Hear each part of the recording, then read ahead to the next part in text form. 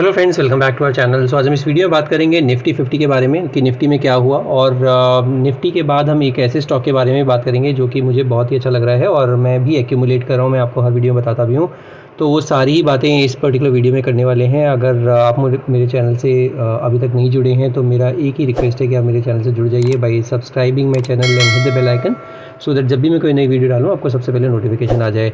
कल मैंने purposely video नहीं डाली बिकॉज जो भी इस तरह का पैनिक स्टेट होता है थोड़ा सा शांत हो जाए, उसके बाद आप कुछ भी करेंगे वो आपके लिए हमेशा हितकर होगा। और इसी वजह से मैंने कल अवॉइड किया because I do not want that you should take any position, या तो नीचे की या ऊपर की कोई भी पोजीशन लेने से पहले ज़रूर आपको देखना चाहिए स्टेबिलिटी आ जाए। उसके बाद आप थोड़ा महंगा भी लेंगे तो भी कोई दिक्कत नहीं है, और थोड़ा अगर आपको लगता है कि हाँ स्टेबिलिटी आ गई है उसके बाद आप कोई भी पोजीशन लेंगे आपको थोड़ा सा कन्विक्शन रहेगा। तो आज अगर देखते हैं निफ्टी के जो चार्ट है, निफ्टी का चार्ट आपको मैंने ये जो एक अपवर्ड स्लोपिंग चैनल में चल रहा था, ये जो अपवर्ड स्लोपिंग चैनल है कल इसको काफ़ी डिसाइसिवली तोड़ा था इसने रेड कैंडल से। रेड कैंडल आप देख सकते हैं इस तरह की रेड कैंडल्स बहुत ही रेयरली आपको देखने को मिलेगी, और ये रेयर दिन था कल का। तो कल ये रेड कैंडल बनी, बट अच्छी चीज़ क्या हुई, अच्छी चीज़ इसमें ये हुई कि इसने अपने 200 डेमा को बचा लिया। ये डेली का चार्ट है, ध्यान रखिएगा। 200 डेमा क्या था, 21,261 इसका 200 डेमा था। और अगर कल इसका लो देखते हैं आप तो लो इसका था 21,281, तो 21,281 और इसका 21,261 का जो इसका 200 डेमा था वो इसने बचा लिया काफ़ी अच्छे से, तो वो एक पॉजिटिव साइन था। बट इसने एक और चीज़ क्या किया, 100 डेमा के नीचे क्लोजिंग दी जो कि बहुत अच्छे संकेत नहीं थे, और इसी वजह से कल मैंने इस पर्टिकुलर चार्ट को अवॉइड किया। और मैंने सोचा आज अगर ये रिकवरी आती है या फिर और नीचे गिरता है तो फिर इसमें देखा जाएगा कि अगर 200 डेमा को क्रॉस ये सपोर्ट ले रहा है या नहीं ले रहा है। तो आज फॉर्चुनेटली इसने 200 डेमा को भी सपोर्ट दिया और इसने अपना 100 डेमा को भी क्रॉस करके क्लोजिंग दी। ना सिर्फ कि 100 डेमा बट 50 डेमा और 20 डेमा को भी क्रॉस करके इसने अपनी क्लोजिंग दी है, जो कि बहुत ही अच्छे संकेत हैं। तो अगर आपके पास पोजीशन है तो आई होप आपने पोजीशन लिक्विडेट नहीं की होगी इस तरह की गिरावट में, और आपने ऐड किया होगा। अगर ऐड किया है तो भी मुझे लिख के बताइएगा, और अगर आपने स्क्वायर ऑफ कर दी है सारी पोजीशंस तो भी मुझे बताइएगा, क्योंकि मैंने कोई पोजीशन स्क्वायर ऑफ नहीं की है। मेरे पास सारे ही स्टॉक्स अभी भी जस के तस बने हुए हैं, चाहे वो अदानी पोर्ट हो, HDFC AMC हो, HAL हो, डेटा पैटर्न हो, सब में मेरी पोजीशंस बनी हुई है। और आप देख सकते हैं किस तरह की रिकवरी भी आई। इसी के साथ साथ अमरा राजा बैटरीज़ कल बहुत ताबड़तोड़ गिरा था, बट उसी के तर्ज पर आज वापस से चढ़ा भी।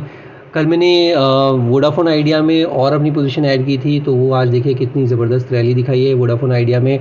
तो कल मैंने थोड़ी थोड़ी अपनी पोजीशंस ऐड की थी, और वो मेरा जो कन्विक्शन था वो कन्विक्शन चार्ट के बेसिस पे था। और मेरे को ये भी था कि ये जो गिरावट आई थी वो इस वजह से आई थी कि मार्केट को ये डर था कि कहीं ऐसा ना हो कि बीजेपी सरकार बना ही ना पाए। तो फॉर्चुनेटली सरकार बन रही है और क्लैरिटी आ गई है। The only problem with this government is कि जो रिफॉर्म्स थे वो थोड़े से स्लो डाउन हो जाएंगे, ख़त्म नहीं होंगे, बंद नहीं होंगे, बट स्लो डाउन ज़रूर हो जाएंगे, बिकॉज जो मैजिकल नंबर था वो अचीव नहीं कर पाई है बीजेपी गवर्नमेंट और बीजेपी एज ए पार्टी। तो वो थोड़े से रिफॉर्म्स में थोड़ी दिक्कत आ सकती है।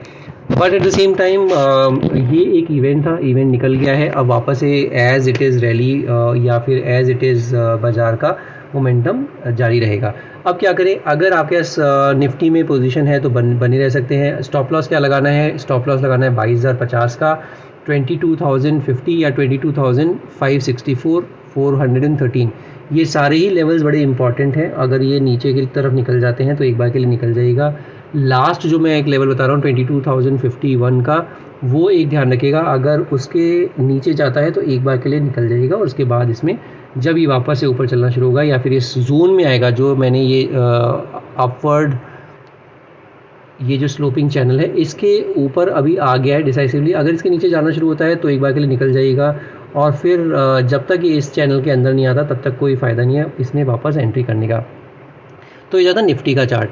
अब एक बार देख लेते हैं एक स्टॉक जिसका नाम है हिंदुस्तान कॉपर। हिंदुस्तान कॉपर मैंने काफ़ी निचले स्तर पर भी बताया था, अभी थोड़े दिन पहले भी मैंने बताया था। आई थिंक जब ये इसने 318 वाला जो 302 वाला जो लेवल तोड़ा था तब भी हमने इस पर डिस्कस किया था। और ये देखिए, अगर 302 वाला जो लेवल था इसने ये कल के सत्र में एक बार के लिए तोड़ दिया था, 298 पे क्लोजिंग दी थी, बट लो का क्या लगाया था 277, जबकि इसका जो 200 EMA था 261, तो इसको 200 EMA को बचा गया था, तो एक पॉजिटिव साइन था।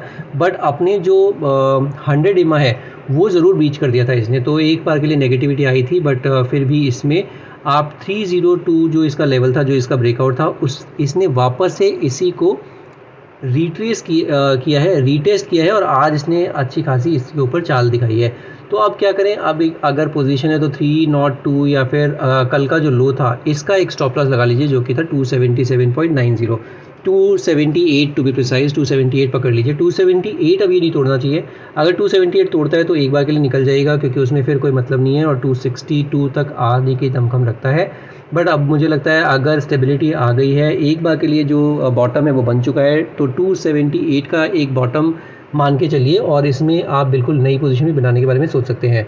इसमें जो 100 EMA है, 100 EMA है 313 जो इसका 100 EMA है, अब इसके नीचे जाएगा तो 300 का एक स्टॉप लॉस लगाइएगा। अगर बहुत ही शॉर्ट टर्म व्यू है आपका, तो थोड़ा सा मीडियम टर्म है तो 278 का एक स्टॉप लॉस लगाइएगा। अब टारगेट क्या है, अब इसका नेक्स्ट टारगेट जो है 247 है, और उसके बाद 347 है, और उसके बाद 360 का इसका एक नेक्स्ट टारगेट है।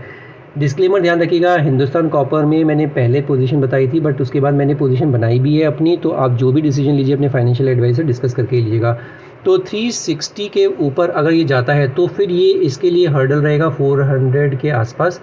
ये जो हर्डल है ये है 396 से 400 के आसपास, और अगर ये निकाल देता है तो फिर इसमें 417 जो इसने अभी इस बार का हाल फिलहाल का हाई था 417 का एक रेजिस्टेंस की तरह काम करेगा। डेली का चार्ट है, ध्यान रखिएगा, डेली के चार्ट पर RSI देखेंगे तो 38 का ही RSI है, क्योंकि कल जिस तरह से RSI भी टूटा है वो भी बड़ा ज़बरदस्त टूटा है। 51 का RSI था उससे पहले दिन, उसके बाद ये 30 रह गया, और अभी आज जो है 39 के आसपास का RSI है। तो मोमेंटम अभी आया नहीं है। मोमेंटम कब आएगा? मोमेंटम आएगा जब 347 या फिर 360 के ऊपर चलना शुरू होगा, और फिर इसमें मोमेंटम वापस जारी हो जाएगा। तो ये डेली का चार्ट है, ध्यान रखिएगा। वीकली के चार्ट पर एक बार देख लेते हैं, वीकली के चार्ट पर कैसा प्लेस है। तो वीकली के चार्ट पर भी एक इम्पॉर्टेंट लेवल है इस वीक का, जो है 320 है इसका 20 वीक एक्सपोनेंशियल मूविंग एवरेज, और वहीं पर देखेंगे तो आज इसने क्लोजिंग दी है और 320 के ऊपर जाकर क्लोजिंग दी है, तो इसने अपना 20 वीक एक्सपोनेंशियल मूविंग एवरेज को बचा लिया है। ये अच्छे संकेत हैं, और अब आप इसमें बिल्कुल बने रह सकते हैं 417 के टारगेट के साथ। RSI देखते हैं तो वीकली का चार्ट पर भी RSI 54 के आसपास है, 54-55, तो वो भी आपको यही संकेत दे रहा है कि अभी मोमेंटम आया नहीं है, मोमेंटम आना शुरू हुआ ही है, शुरू होगा अभी अगर 60 के ऊपर जाता है तो। मंथली के चार्ट पर एक बार देख लेते हैं, मंथली के चार्ट पर कैसा प्लेस है। तो मंथली के चार्ट पर भी आपको दिख रहा है कि अभी जो इसका इस मंथ का, जून मंथ का जो लो है, अब ये लो बहुत क्रूशियल है, 278 जो मैंने आपको बताया, जो कि कल का लो है, वो इसका मंथ का लो भी है, और इस मंथ के लो या इस वीक के लो में 278 का स्टॉप लॉस आपका कायदे का स्टॉप लॉस होगा। अब जो नेक्स्ट पड़ाव देखने को मिलेगा वो मैंने बताया आपको 417 के टारगेट के लिए इससे बिल्कुल पोजीशन बनाई जा सकती है, और स्टॉप लॉस मैंने बता दिए 313, 300 या 278। लॉन्ग टर्म है तो 278, शॉर्ट मीडियम टर्म है तो 300, और अगर शॉर्ट टर्म है तो 313, जो कि इसका आई थिंक 50 डेमा भी है। तो ये 3 लेवल्स हो गए, ये 3 लेवल्स का बिल्कुल ध्यान रखिएगा। हिंदुस्तान कॉपर का बहुत ही अच्छा चार्ट पैटर्न लग रहा है, सिर्फ मेरे पास पोजीशन है तो मेरा बायस हो सकता है, तो जो भी डिसीजन लीजिए अपने फाइनेंशियल एडवाइजर डिस्कस करके लीजिएगा। इसी तरह के आइडियाज़ आपको फ्यूचर में भी देखने को मिलते रहें, इसके लिए आप मेरा चैनल ज़रूर सब्सक्राइब कर लीजिए, बेल आइकन दबाना बिल्कुल मत भूलिएगा, और पैनिक होने की ज़रूरत नहीं है। मार्केट्स में इस तरह के अपॉर्चुनिटीज़ या आती रहती हैं, थोड़ा थोड़ा पैसा करके लगाते रहिए, और इसमें बिल्कुल मुझे लगता है आने वाले टाइम में बहुत अच्छी रिकवरी आ भी सकती है। अगर वीडियोस पसंद आ रही है, कंटेंट अच्छा लग रहा है, तो do give me thumbs up, एक वीडियो को लाइक ज़रूर कीजिए और अपने दोस्तों के साथ शेयर ज़रूर कीजिए। आज की वीडियो में सिर्फ इतना ही। Will see in the next video. Thank you so much for watching this video.